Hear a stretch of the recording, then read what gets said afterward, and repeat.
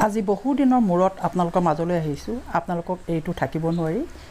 এই কথা নাপাতো কি কাৰণে অহা নাছিলো সেইখিনি নিশ্চয় পিছত কম এতিয়া আহক ৰেচিপি মাজলৈ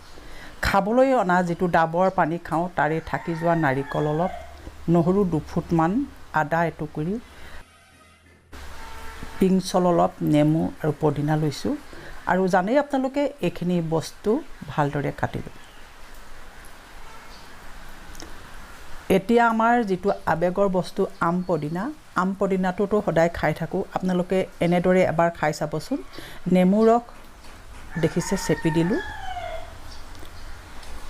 আম এটা এনেদৰে থৈ দিছো পিছত আকৌ বনাই খাব লাগিব তাৰপিছত গুটেখিনি বস্তু এনেদৰে মিক্সাৰ জাৰত পানী 2 চামুচ দি পেলাই এনেদৰে গ্ৰাইন্ড কৰি ললো এই চাটনিটো গৰম দিনৰ কাৰণে খুব উপযোগী হয়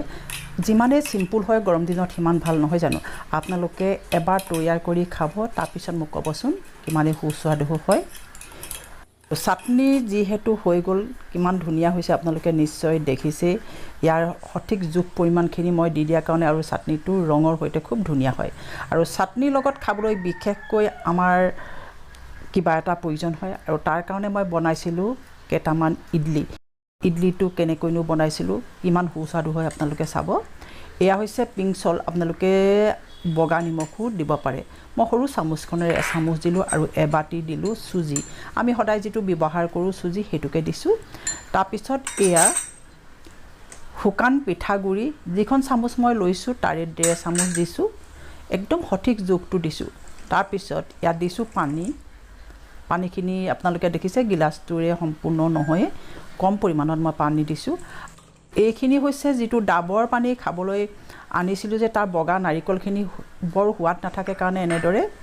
পিহি লৈ মই চেপি নাৰিকলৰ গাখীৰ উলিয়াই ললো আপোনালোকে ইয়াত গাখীৰ দিব পাৰে যিকোনো গাখীৰ নতুবা দৈ মিহলি কৰি দিব পাৰে এইটো জুখত এনেদৰে ৰাখি দিলো দেখিছে আপোনালোকে জুখটো মই ভালদৰে দেখুৱাই দিছো ইমান ভাল হয় নহয় আপোনালোকে এনেদৰে এবাৰ তৈয়াৰ কৰি খাবচোন এখিনি ঢাকি থৈ দিলো পানীখিনি গৰম হোৱালৈকেহে যাতে সুজিখিনি ধুনিয়াকৈ ফুলি উঠে পানী গৰম কৰি ললো আপোনালোকে যিকোনো যাৰ ঘৰত যেনে ইডলি ষ্টেন আছে তেনেদৰে আপোনালোকে তৈয়াৰ কৰিব পাৰে মই অলপ ইয়াত তেলৰ হলনি পিওৰ ঘিটো দি দিছো কাৰণ ঘি গোন্ধটো খুব ভাল হয় এনেদৰে হানি দিলো এফালে সব পানী খুব ধুনিয়াকৈ উতল আহিল এয়া দেখিছে যেটো মিশ্ৰণ মই হানি থৈ দিছিলো এনে ধৰণৰ হল পানীখিনি উতলালৈকেহে থৈ দিছিলো ইয়াৰে দুভাগ কৰিছো কাৰণ আমি দুজন মানুহৰ কাৰণে তৈয়াৰ কৰিম আৰু গুটেখিনি নালাগে হেখিনি পিছত আকৌ আলহী আহিলে বনাই দিব পাৰিম এতিয়া দেখিছে মই ইনো সৰু পেকেটটো লৈছো আৰু 3 ভাগৰ এভাগ ইনো মই ইয়াত দি 1 চামুচ মান পানী সংযোগ কৰি এনেদৰে লাহে লাহেকৈ ফেটি দিছো আৰু এখিনি খুব ধুনিয়াকৈ ফুলি উঠে এয়া হৈ গল এতিয়া আপোনালোকে দেখিছে এনেদৰে দি যাব প্ৰত্যেককে জানে তথাপিতো আপোনালোকে এনেদৰে এটো ইডলি খাইছে নে নাই নাজানো আপোনালোকে এটো সহজ ৰেচিপি আৰু গৰম দিনত বিশেষকৈ খুব ভাল লাগে এটো খাই আপোনালোকে ভাবি যদি মই বনাই থৈ দিও তেতিয়া হলে বনাই থৈ দিব পাৰে একদম কোমল হৈ থাকে দুদিনলৈকে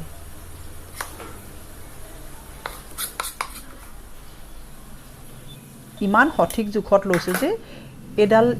ইডলি আপোনালোকে প্লেটখনত দেখিছে 7টা ধৰে আৰু মই এনেদৰে উতলি থকা পানীখিনি দি দিলো আৰু এইখিনি সিজিবলৈ আমাক 5 মিনিট সময়ও নালাগে তৎক্ষণাত হৈয়ে যায় আৰু গৰম দিনত বিশেষকৈ নাৰীসকল আমি পাকঘৰত লাগি থাকিব নোৱাৰো নহয়নে সন্ধিয়া বা ৰাতিপুৱা ব্ৰেকফাষ্টত আমি এই সহজ ৰেচিপি বিধ বনাই দিব পাৰিম যদি নাৰিকলৰ গাখীৰটো কথা মই পুনৰ কওঁ নাৰিকলৰ গাখীৰৰ কোনো প্ৰয়োজন নাই আপোনালোকে ঘৰত থকা যিকোনো গাখীৰ দিব পাৰে নতুবা দৈ থাকিলে দৈও দিব পাৰে আৰু কি সুন্দৰ আপোনালোকে দেখিছে নহয় অকনো লাগি নধৰে আৰু আপোনালোকে এটো ইডলি এবাৰ বনাই খাই চাব তাৰ পিছত মোক কবচোন কেনে পালে এতিয়া দেখিছে আৰু সহজতে অলপ সময় ঠাণ্ডা হ'বলৈ এৰি দিব লাগে সহজতে এইখিনি আমি উলিয়াই নিব পাৰোঁ কিন্তু অকমান ঠাণ্ডা হ'বলৈ দিব এতিয়া দেখিছে পটাপট